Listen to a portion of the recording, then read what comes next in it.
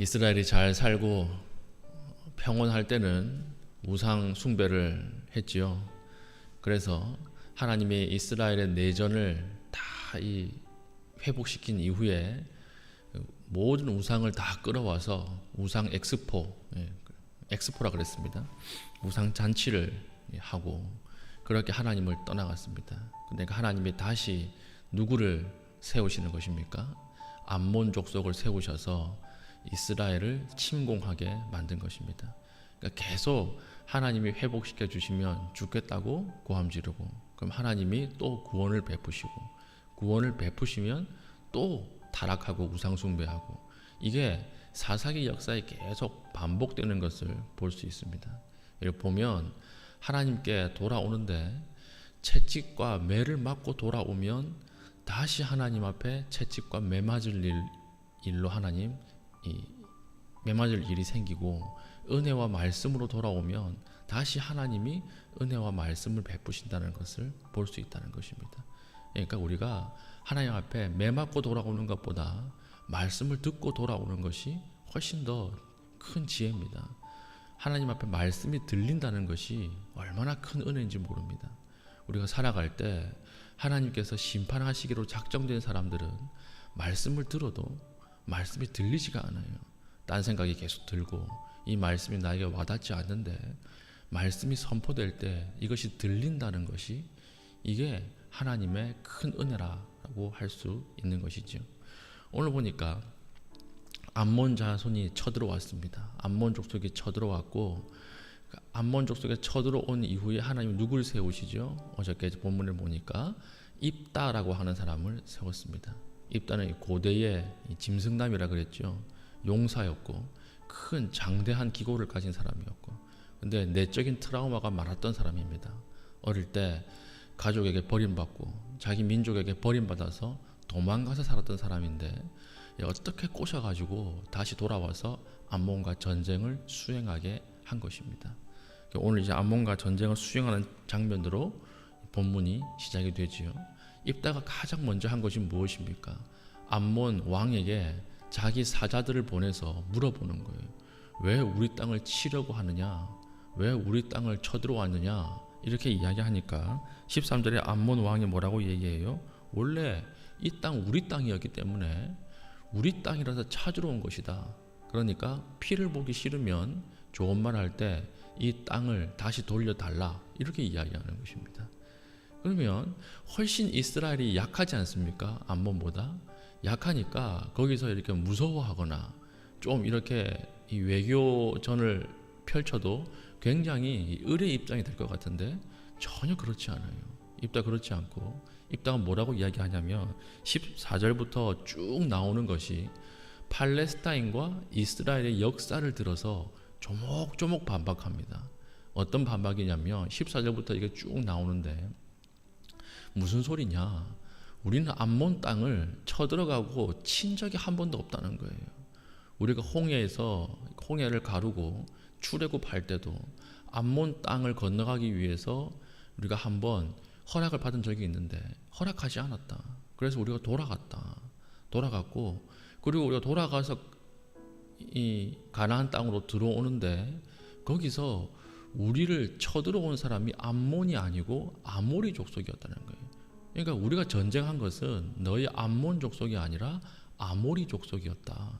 그러니까 이 땅은 요단 동편, 이 땅은 암몬 땅이 아니라 아모리 족속의 땅이 아니었느냐, 이렇게 얘기하는 것입니다. 그러니까 심지어 우리가 전쟁을 할 때도 우리가 쳐들어간 게 아니다. 우리가 쳐들어간 게 아니라 아모리 족속이 연합군을 만들어서 우리를 쳤기 때문에 어쩔 수 없이 전쟁을 한 것이고, 그 전쟁에서 우리가 승리한 것이다, 이렇게 이야기하는 것입니다. 그리고 23절 보십시오. 그러면서 뭐라고 이야기합니까? 이스라엘의 하나님 여호와께서 이같이 아모리 족속을 자기 백성 이스라엘 앞에서 쫓아내셨거늘 내가 그 땅을 얻고자 하는 것이 옳으냐? 하나님이 주신 땅이라는 거예요. 너희가 주고 말고 할 땅이 아니고, 이 땅은 약속된 땅이고 하나님이 우리에게 주신 땅이다. 굉장히 당당하죠. 그러니까 이걸 쳐들어오지 말라는 거예요. 줄 수 없다는 것입니다. 그리고 이제 더 이 암몬 왕을 자극하는 말을 하는데 24절입니다. 내 신 그모스가 내게 주어 차지하게 한 것을 내가 차지하지 아니하겠느냐. 우리 하나님 여호와께서 우리 앞에서 어떤 사람이든지 쫓아내시면 그것을 우리가 차지하리라. 무슨 뜻일까요? 너는 너희의 신 그모스가 땅을 주면 차지하지 않겠느냐. 그 땅을 먹지 않겠느냐. 그러니까 불평할 거 있으면 네가 모시는 신 그모스에게나 가서 이야기해라. 나에게 와서 이야기하지 말고 그모스에게 가서 이야기해라. 이렇게 이야기하는 거예요. 그러니까 이 암몬 왕이 이 분기탱천하는 거죠. 미치는 거죠. 거기다가 한 번 더 찍어 쪼갭니다. 뭐라고 얘기하냐면 26절 하반절 보면 모든 성읍에 거주한 지 300년이거늘 그동안에 너희가 어찌하여 도로 찾지 아니하였느냐. 요단 동편에 산 지 300년이 지났는데 300년 동안 왜 아무 소리 안 하다가 이제 와가지고 너희 땅을 찾는다고 난리냐. 못 준다. 네 땅, 네가 섬기는 신 그모스에게 가서 그냥 뭐 우는 소리 해라. 이렇게 이야기하니까 이 암몬 왕이 확 도는 거죠. 마지막 28절 보십시오. 암몬 자손의 왕이 입다가 사람을 보내어 말한 것을 듣지 아니하였더라. 분기탱천하는 거예요. 이 완전 미치는 거예요. 그래서 전쟁이 시작이 됩니다. 그런데 입다의 지금 자세가 어떻죠? 굉장히 이 을의 입장이 아니고요. 굉장히 자신감 있는 입장입니다. 이 전쟁을 하기도 전에 이미 우리가 이겼다. 너희들하고 싸우면 우리가 반드시 이긴다. 지금 이 믿음으로 외교전을 펼치고 있는 것입니다. 근데 어저께 보면 입다는 과거에 트라우마가 굉장히 많았던 사람이죠. 상처가 굉장히 많았던 사람이죠. 그래서 이스라엘로 돌아올 때도 어떻게 돌아옵니까? 몇 번이나 확인한 다음에 몇 번이나 확인하고 이것도 겁나가지고 하나님의 약속으로 바꾼 다음에 돌아온 사람 아닙니까? 근데 전쟁을 수행할 때 있어서는 굉장히 당당합니다.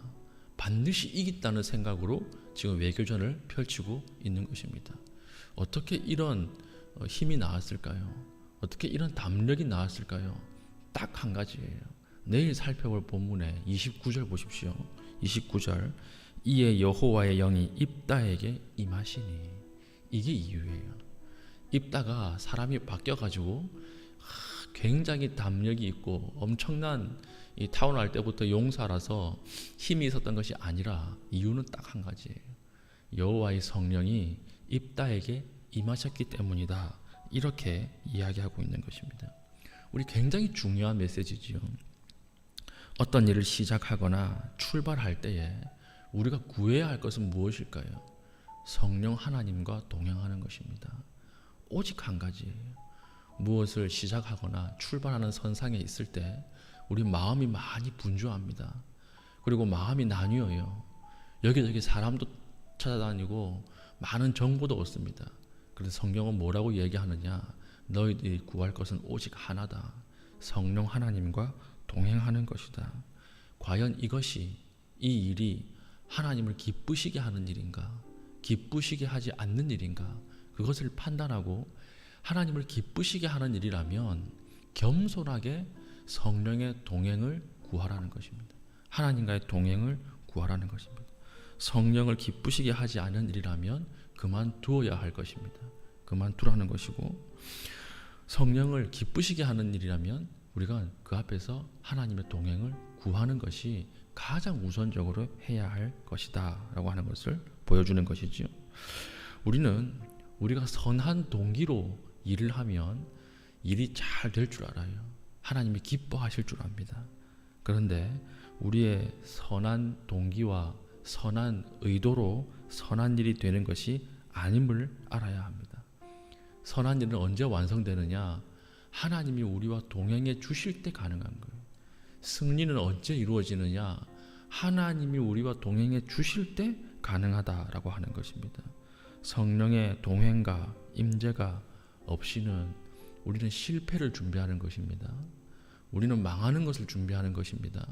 우리에게 아무리 많은 정보가 있고 아무리 많은 돕는 사람들이 있어도 하나님이 동행하지 않고 하나님이 그 자리에 있지 않는다면 이것은 실패할 수밖에 없다라고 하는 것입니다. 사랑하는 교우 여러분, 승리에 대한 열망보다 성령 하나님에 대한 열망이 더 커야 됩니다. 승리에 대한 열망보다 말씀대로 따라가겠다는 결단이 더 커야 합니다. 그때 하나님께서 우리의 앞길에 축복하시고 우리와 동행해 주신다라고 하는 것입니다. 우리가 과거에 한번 살폈던 것처럼 항상 우린 죄인이기 때문에 우리의 기도가 어디로 흘러갈 수 있습니까? 하나님 내 편이 되어 주십시오. 이렇게 기도할 수 있다는 거예요. 내가 사업을 시작하고 내가 이제 뭐 결단한 것을 시작하는데 하나님 항상 내 편이 되어 주십시오. 우리 편이 되어 주십시오. 이렇게 기도하는 것이 죄인의 기도예요. 왜 그렇습니까? 하나님은 누구 편도 아닙니다. 하나님은 우리 편도 아니고 저쪽 편도 아니에요. 하나님은 오직 하나님이 하셔야 될 일을 하시고 하나님의 뜻대로 세상 역사를 이끌어 가시는 거예요.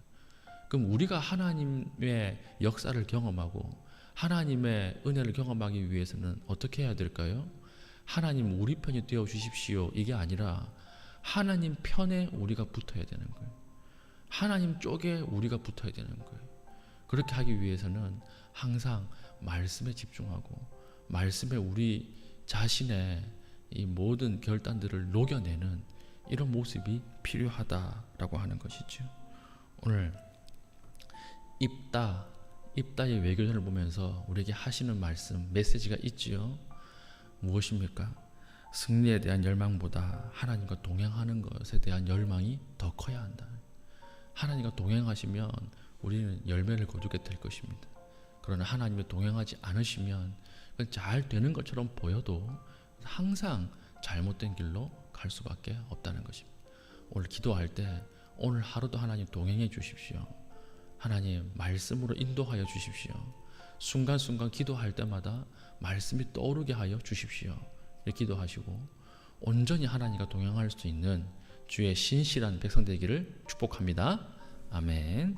기도하겠습니다. 이 시간 기도할 때에 하나님 우리에게 지혜와 능력, 은혜를 베풀어 주셔서 오늘 하루도 하나님의 지혜로 하나님과 동행하고 성령으로 충만한 하루 될 수 있도록 은혜 베풀어 주시옵소서. 이렇게 기도한 이후에 개인적인 기도 제목 가지고 자유롭게 기도하고 돌아가시겠습니다.